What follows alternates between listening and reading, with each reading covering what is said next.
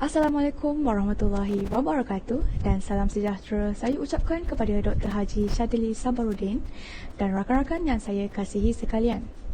Saya Siti Fatimah Az-Zahra binti Muhammad Hamzah Mulgayah bersama tiga lagi rakan saya, Zalika Laila Ashikin binti Azhan, Nur Firzani binti Muhammad Faizli dan Nur Fatin Farhana binti Mokhtar akan membentangkan tajuk 6 iaitu epistemologi bagi kors CTU 552 Philosophy and Current Issue.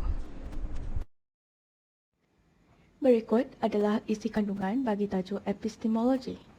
Dimulakan dengan pengenalan epistemologi, kesan epistemologi, kaedah dan sumber perolehan ilmu, teori-teori kebenaran, epistemologi kegunaan kehidupan dan perbincangan dalam epistemologi. Setiap manusia pasti mempunyai persoalan terhadap sesuatu perkara. Contohnya, adakah manusia wujud daripada evolusi monyet ataupun manusia wujud daripada keturunan Nabi Adam AS? Segala persoalan ini pasti ada jawapannya. Akan tetapi, dari manakah jawapan tersebut diperolehi serta sejauh manakah kebenaran jawapan tersebut? Inilah yang dinamakan dengan epistemologi. Epistemologi? Apa tu? Epistemologi merupakan salah satu cabang falsafah yang membincangkan mengenai teori-teori ilmu. Atau untuk lebih mudah difahami, epistemologi ialah kajian tentang ilmu. Epistemologi adalah gabungan dua perkataan daripada bahasa Yunani iaitu episteme dan logos. Episteme memberi maksud pengetahuan, manakala logos bermaksud hujah logik.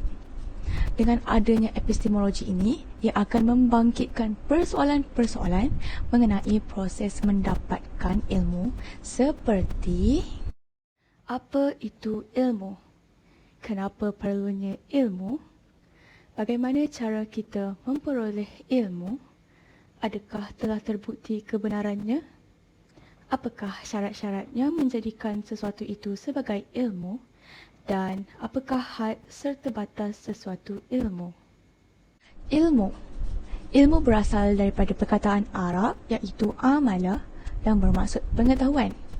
Ahli falsafah menyatakan bahawa ilmu adalah pengecaman bentuk maklumat dalam jiwa. Manakala tokoh Islam Imam Al-Ash'ari mendefinisikan ilmu itu adalah menerima sesuatu maklumat terhadap persoalan apa yang sebenar dengannya. Menurut Profesor Dr. Syed Naqib Al-Attas pula, ilmu adalah suatu ketibaan makna dalam diri seseorang yang menyebabkan berlakunya perubahan berdasarkan ilmu yang diperolehi. Kenapa perlu ada ilmu? Dengan adanya ilmu, kita dapat menjadi insan yang bertamadun kerana tamadun bergantung kepada penguasaan ilmu. Tanpa ilmu, seseorang itu tidak akan maju. Selain itu, ilmu dapat membina kecemerlangan ummah seperti yang kita lihat dalam sejarah ketamadunan. Misalnya, tamadun Mesopotamia. Tamadun Mesopotamia terkenal dengan ilmu astronomi dan juga ilmu perubatan, serta cemerlang dalam perancangan bandar. Seterusnya, dengan ilmu, kita juga boleh mengkaji, meneliti dan menyelidik khazanah alam yang merupakan anugerah dan nikmat Tuhan untuk kita. Tanpa ilmu, kita tidak dapat mendalami dan meneliti keagungan dan kehebatan ciptaan Tuhan. Betapa ruginya kita sekiranya tidak menjadi insan yang berilmu. Kenapa perlu ilmu? Setiap Muslim seyogianya menuntut ilmu kerana ia telah dinyatakan dalam Al-Quran, Surah Al-Mujadalah ayat 11. Allah meninggikan darjat orang yang beriman dan orang yang berusaha untuk menimba ilmu pengetahuan agama. Jadi, kita tak mahu ke menuntut ilmu? Jangan risau, Allah Maha mengetahui apa yang kamu kerjakan dan setiap apa yang kamu kerjakan itu pasti akan mendapat balasan sama ada yang baik atau sebaliknya. Seterusnya, kita lanjutkan dengan kesan epistemologi. Epistemologi memberi kesan kepada seseorang untuk melihat apa yang ada dan apa yang tidak ada dalam bidang masing-masing. Contohnya, ilmu yang dipelajari oleh pelajar dalam bidang kedoktoran berbeza sama sekali dengan ilmu yang dipelajari oleh pelajar dalam bidang pelancongan. Epistemologi juga mendorong manusia berfikir dan menciptakan sesuatu yang baru. Apabila terciptanya rekaan inovatif oleh manusia, perkara ini dapat memberi kebaikan dan kemudahan kepada diri dan sekeliling, sekaligus dapat menyumbang dan menaikkan nama negara. Tambahan pula, epistemologi dapat menentukan sains dan teknologi seperti yang kita lihat pada zaman moden ini. Epistemologi membantu kita untuk mengetahui kebenaran dan kepastian. Rasulullah SAW bersabda, artinya, siapa yang menempuh jalan untuk mencari ilmu, maka Allah mudahkan baginya jalan menuju ke syurga. Hadis riwayat Muslim. Epistemologi juga membuatkan individu mengetahui perkara yang bermanfaat dan juga perkara yang memudaratkan. Misalnya pada waktu pandemik ini, coronavirus telah memudaratkan ramai manusia. Oleh itu, individu perlulah bertanggungjawab menjaga kesihatan diri dan elak daripada terkena virus berbahaya dengan mengamalkan SOP yang telah ditetapkan oleh kerajaan seluruh dunia. Dengan adanya ilmu ini dalam setiap manusia, kita pasti mampu menjauhkan diri dari kemudaratan dan dapat mencegah sebarang penyakit kronik.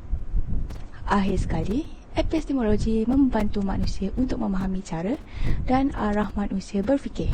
Hal ini adalah kerana ilmu pengetahuan yang diperolehi manusia membolehkan mereka berkomunikasi antara satu sama lain dengan baik serta mampu mengukuhkan hubungan silaturahim melalui pemikiran yang sejajar. Seterusnya, saya Zalikha Laila Ashikin binti Azhan akan menerangkan tajuk ketiga, iaitu sumber-sumber perolehan ilmu dalam falsafah epistemologi. Pertama sekali, terdapat 4 sumber perolehan ilmu menurut Kneller 1971, iaitu pengetahuan wahyu, pengetahuan intuitif ataupun gerak hati, pengetahuan rasional ataupun logical, dan juga pengetahuan bersumberkan otoriti dan merujuk kepada kepakaran dalam sesuatu bidang ilmu tertentu. Selain daripada itu, ahli-ahli falsafah juga telah mengesahkan bahawa terdapat beberapa sumber-sumber lain yang menjadi asbab perolehan ilmu seseorang insan seperti wahyu, intuisi ataupun ilham, hikmah, ilmu huduri, panca indera, kearifan tempatan dan juga akal. Dari sudut etimologi, wahyu bermaksud memberitahu dengan segera ataupun segala yang disampaikan secara rahsia kepada pihak lain supaya diketahuinya. Manakala dari sudut terminologi pula bermaksud segala yang disampaikan Allah kepada Nabi dan Rasul yang berupa ajaran atau perkhabaran dalam bentuk sejarah, hukum hakam, peristiwa yang akan datang, perkara-perkara ghaibiat dan lain-lain lagi. Wahyu merupakan satu perkara yang amat penting bagi manusia dan seluruh alam. Peranan-peranan wahyu kepada manusia dan seluruh alam adalah termasuk menjaga dan memelihara syariat Islam, menjadi sumber petunjuk kepada manusia dan seluruh alam, berperanan sebagai mukjizat kepada Nabi Muhammad SAW, dan ia juga berfungsi sebagai rujukan dan penyelesaian masalah. Selain daripada itu, ia juga merupakan sumber rujukan ke atas kebenaran pengetahuan rasional, empirikal dan juga intuisi. Wahyu juga penting sebagai satu sumber untuk mengeluarkan manusia daripada kejahilan dan kegelapan kepada keimanan. Seterusnya, intuisi ataupun ilham merupakan pengetahuan yang diperoleh tanpa melalui proses penalaran ataupun pemikiran. Ia boleh berlaku dalam keadaan tidak sepenuhnya sedar.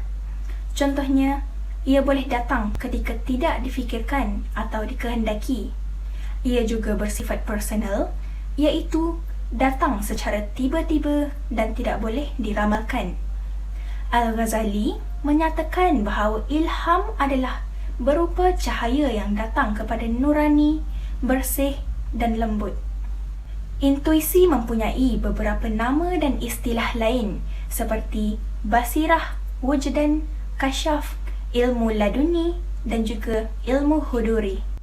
Ilmu huduri merupakan ilmu pengetahuan yang diperoleh seseorang yang soleh daripada Allah Subhanahu Wa Taala melalui ilham, inspirasi dan tanpa dipelajari terlebih dahulu. Ilmu huduri bukan terhasil daripada pemikiran, tetapi ia hadir ataupun wujud sepenuhnya melalui kehendak dan kurniaan Allah Subhanahu Wa Taala. Ilmu ini berbeza dengan pengetahuan melalui konsep atau konseptualisasi seperti al-ilmu al-husuli.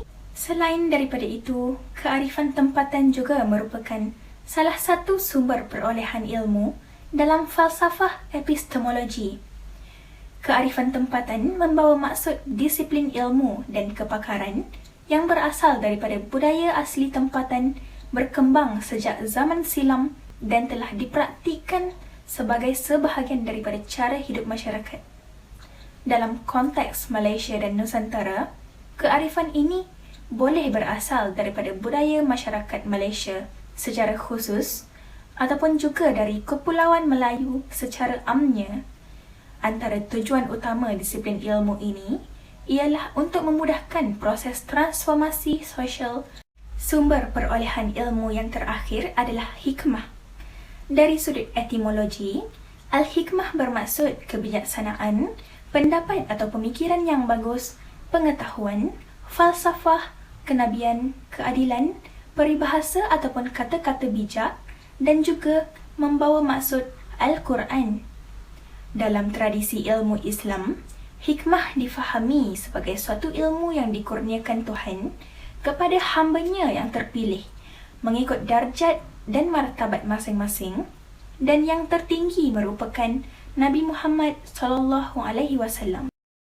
Tajuk keempat pula akan menerangkan tentang teori-teori kebenaran epistemologi. Teori-teori kebenaran ini merupakan teori-teori yang menyokong dan membuktikan kebenaran falsafah epistemologi. Terdapat beberapa falsafah dalam falsafah epistemologi, antaranya teori koherensi, teori korespondensi, teori pragmatik dan juga teori performatif. Pertama sekali, saya akan menerangkan tentang teori koherensi. Suatu pernyataan dianggap benar bila ia bersifat koherensi dengan pernyataan-pernyataan sebelumnya yang dianggap benar. Teori ini lebih mirip kepada kebenaran rasional dan idealisme subjektif. Kebenaran adalah persetujuan antara idea dengan idea sebelumnya atau keputusan dengan keputusan sebelumnya yang dianggap logik. Teori ini dianggap benar jika boleh dibuktikan benar melalui uji kaji, tetapi jika ianya bertentangan dengan maklumat baharu, maka teori ini akan digugurkan atau dibatalkan. Walau bagaimanapun, teori ini mempunyai beberapa kelemahan. Sebagai contoh, antara idea pertama dan kedua, hanya ada kerahsiaan dan bukannya kebenaran. Ia juga boleh mengandungi pernyataan yang dapat mengelirukan. Seterusnya, suatu pernyataan hanya akan benar jika tiada pernyataan yang berlawanan dengan pernyataan yang sebelumnya. Teori kebenaran yang seterusnya ialah teori korespondensi. Teori korespondensi mengetengahkan tentang kebenaran adalah kesesuaian atau kesepadanan antara pernyataan atau idea tentang kenyataan yang juga merupakan realiti ataupun fakta. Benar atau salah terletak pada kesesuaian antara subjek, apa yang diketahui, dan objek, realiti sebagaimana adanya. Teori ini juga membawa maksud suatu pernyataan adalah benar jika isi kandungan pengetahuan bersesuaian dengan objek. Contohnya, pernyataan Shah Alam terletak di Selangor. Walau bagaimanapun, dalam mengaplikasikan teori korespondensi ini, terdapat 5 unsur yang perlu dipenuhi untuk mensahihkan teori tersebut. Teori-teori tersebut adalah situasi, kesesuaian, kenyataan, pernyataan, dan juga keputusan. Sebagaimana teori koherensi mempunyai kelemahan, teori korespondensi juga mempunyai kelemahannya yang tersendiri, iaitu adalah bagaimana kita boleh membuat perbandingan antara idea dengan teori jika kita tidak berhadapan dengan realiti ataupun realiti tersebut tidak jelas. Sebagai contoh, alam kubur. Assalamualaikum, saya Nur Firzani binti Muhammad Faizli dan untuk kali ini saya akan menerangkan serba sedikit tentang teori pragmatik dan juga teori performatif. Teori pragmatik berasal daripada Yunan pragma yang bermaksud perbuatan atau tindakan sesuatu perkara yang dipetik oleh William James. Teori pragmatik juga adalah teori yang bersifat relatif. William James berpendapat bahawa fungsi berfikir ini adalah seseorang itu membentuk idea untuk kepentingan dan memenuhi keperluan diri.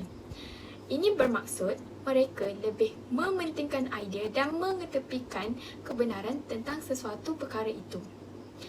Sesuatu itu akan dianggap benar apabila memuaskan keinginan dan tujuan manusia. Sebagai contoh, pada zaman sekarang, kaedah pembayaran boleh dilakukan dengan menggunakan QR code, iaitu daripada telefon pintar atau bahasa mudahnya ialah cashless.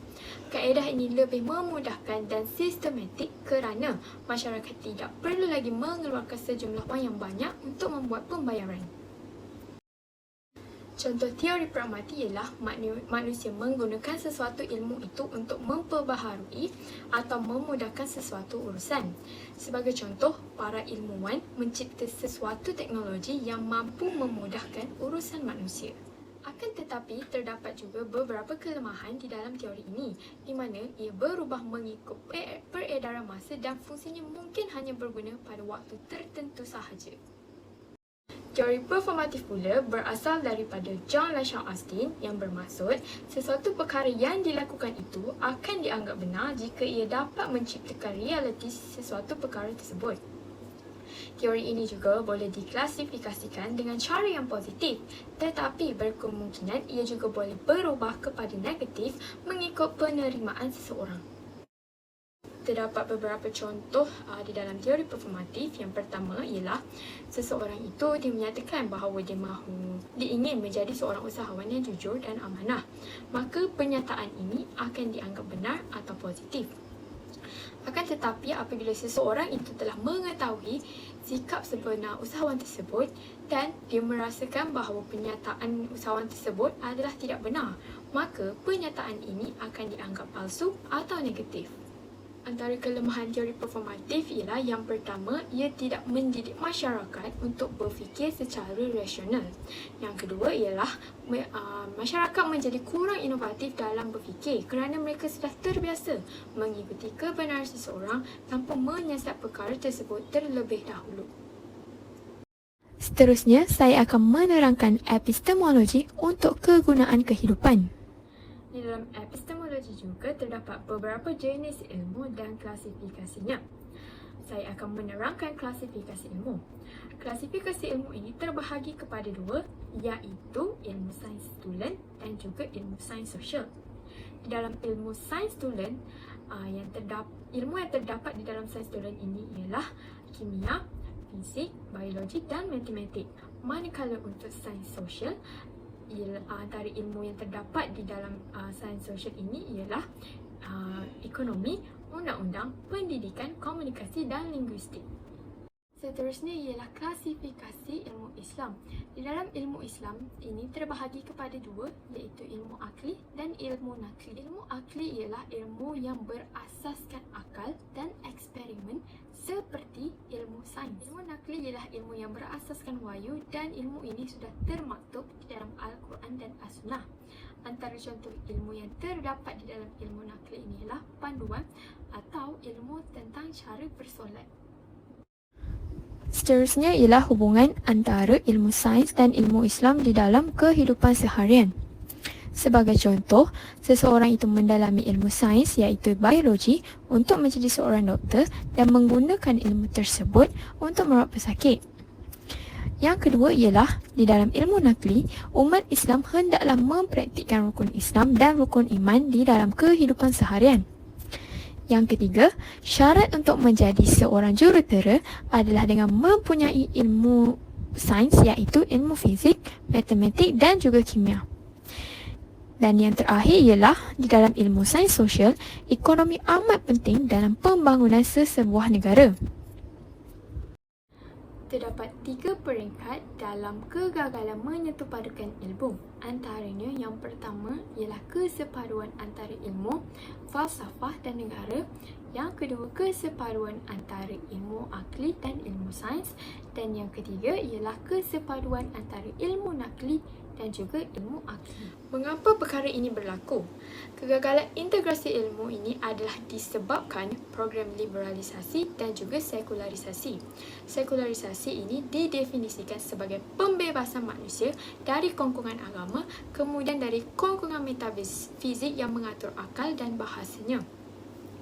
Bahawasanya apa yang berkait dengan sesuatu peristiwa sejarah mempunyai persepsi dan pertimbangan tersendiri. Ini sangat bertentangan dengan pandangan Islam di mana di dalam sejarah dan perjalanan kehidupan manusia akan sentiasa ada pertembungan antara hak dan batil. Liberalisasi pula bersifat berpandangan bebas, berpandangan terbuka, tidak terkongkong kepada sesuatu aliran pemikiran dan memisahkan aspek agama dan membolehkan sesuatu tindakan atau amalan bebas dari ketentuan agama.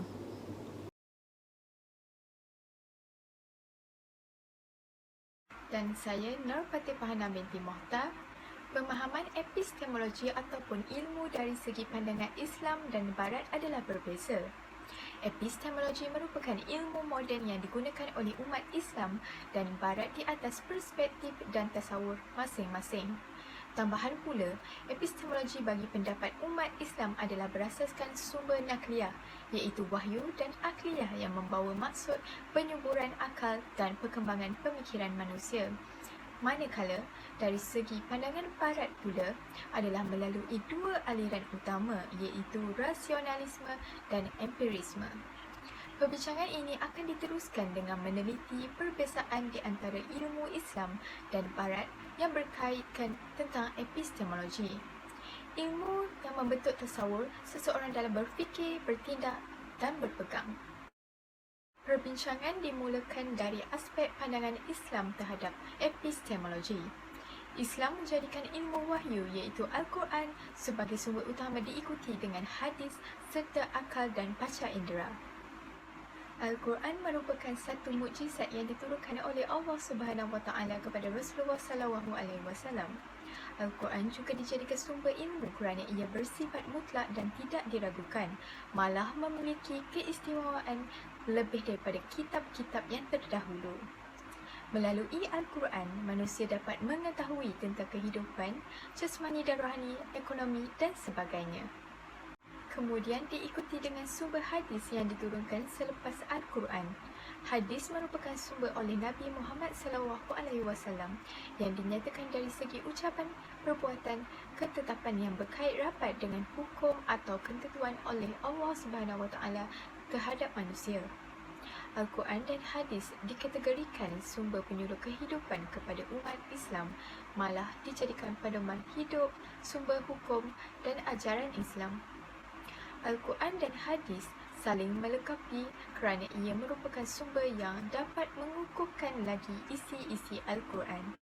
Selain itu, dari segi pandangan Islam, potensi yang digunakan oleh manusia untuk memperolehi pengetahuan adalah melalui akal dan panca indera. Akal merupakan anugerah yang dikurniakan kepada setiap manusia oleh Allah Subhanahu Wa Taala. Melalui akal yang diberikan, manusia dapat memperolehi ilmu dengan baik, sama ada dengan cara yang positif atau negatif. Menurut tokoh Al-Ghazali, akal diciptakan oleh Allah Subhanahu Wa Taala adalah dalam keadaan yang sempurna dan mulia, yang dapat menunjukkan kebijaksanaan manusia dalam menilai sesuatu perkara. Jika akal dapat digunakan dengan baik, ia akan memberikan impak yang positif dan dimartabatkan darjatnya. Dengan adanya akal, semua makhluk di dunia ini dapat melakukan sesuatu, termasuklah dengan mencari ilmu sebaiknya. Bahkan, Imam Al-Ghazali ada menyebut bahawa akal sesuai untuk disebut sebagai cahaya penyuluh ilmu. Pada pandangan beliau, dengan adanya akal, manusia dapat mengembangkan ilmu mereka sehingga ke akhir hayat kerana ilmu tidak akan pernah habis sehingga ke titik terakhir. Namun, akal hanya dapat menjelaskan sifat yang nyata dan perkara gaib tidak dapat dijangkauinya. Dari aspek pandangan barat pula, ilmu dianggap kebenaran yang ditentukan sendiri oleh seseorang. Orang barat menggunakan akal semata-mata bagi membuat sesuatu keputusan tanpa mengira kesan dan akibat kepada orang lain serta mereka melihat kepada perspektif dunia semata-mata. Melalui pandangan epistemologi barat juga merupakan perkara yang dapat dipastikan melalui penglihatan, pendengaran, sentuhan dan rasa yang hanya terhad kepada bidang sains fizikal atau empirikal. Manakala benda yang tidak dikesan melalui panca indera dan metafizik tidak ditarifkan sebagai sains. Sumber utama ilmu pengetahuan dari perspektif barat adalah melalui dua aliran utama, iaitu rasionalisme dan empirisme. Dari pandangan tokoh falsafah barat, René Descartes menyatakan bahawa rasionalisme bermaksud ilmu yang sahih yang menggunakan akal fikiran yang rasional, bukannya berdasarkan penggunaan panca indera, manakala empirisme pula bertentangan dengan rasionalisme. Aliran rasionalisme barat menekankan penggunaan akal semata-mata dalam proses mengkaji ilmu pengetahuan. Aliran ini mendapat tanggapan bahawa aliran empirisme akan selalu berubah-ubah, sedangkan penggunaan akal bersifat tetap dengan ketetapan yang unggul. Hal tersebut menyebabkan wujudnya sub-aliran yang hanya menekankan penggunaan akal fikiran semata-mata, serta cuba menafikan aliran ilmu wahyu keagamaan dalam ilmu pengetahuan. Ianya dapat dilihat dari perspektif barat yang mewarisi beberapa falsafah sejarah zaman Greek yang terlalu mengutamakan akal semata-mata. Aliran barat menekankan konsep kebenaran sesuatu ilmu pengetahuan berdasarkan logik formal yang dibawa oleh pemikiran Plato dan Sokrates. Berdasarkan kajian yang telah dibuat, aliran pemikiran barat menekankan juga nilai-nilai empirisme yang berpegang pada konsep pengalaman dan pengamatan panca indera dalam mencerna ilmu pengetahuan. Pembuktian empirisme mempunyai darjat yang tinggi dalam menentukan kesahihan sesuatu kajian mengenai ilmu pengetahuan. Penyelidikan dalam bidang sejarah mengikut aliran empirisme barat di mana ia menekankan pada bukti pengumpulan bahan dan sumber yang dapat dibaca dan dilihat oleh para pengkaji. Pengamatan yang benar atau fakta-fakta sahih akan membuktikan kebenaran sesuatu penulisan ilmu pengetahuan berkaitan sejarah manusia mengikut aliran barat. Pengkajian dan pengumpulan data dan bukti empirikal merupakan aliran yang amat dipengaruhi di barat. Jelas sekali dapat dilihat bahawa pandangan Islam dan pandangan Barat amat berbeza dalam aspek epistemologi. Kita dapat melihat bahawa masyarakat Barat menilai sesuatu ilmu berdasarkan ilmu pengetahuan sahaja tanpa menilai daripada segi ilmu wahyu seperti yang dilakukan oleh masyarakat Islam yang merujuk kepada sumber-sumber wahyu yakni Al-Quran dan Hadis. Secara keseluruhannya, epistemologi berasal daripada bahasa Yunani yang membawa maksud pengetahuan dan melalui teori. Epistemologi merupakan satu cabang falsafah yang membicarakan tentang asal-usul sesuatu ilmu dan kesahihannya. Sumber ilmu pengetahuan dari segi pandangan Islam dan Barat adalah berbeza di mana sumber ilmu pengetahuan Islam yang utama adalah melalui wahyu iaitu Al-Quran dan Hadis yang tidak terhad kepada ilmu sains fizikal sahaja, malah terhadap mental dan metafizik. Manakala sumber pengetahuan ilmu Barat adalah berpusat pada akal iaitu rasionalisme dan empirisme yang terhad kepada ilmu sains fizikal. Pembelajaran epistemologi mampu membantu manusia untuk berfikir ke arah yang betul dengan cara yang benar untuk mencipta atau mengetahui sesuatu yang baharu. Sekian sahaja daripada kumpulan kami.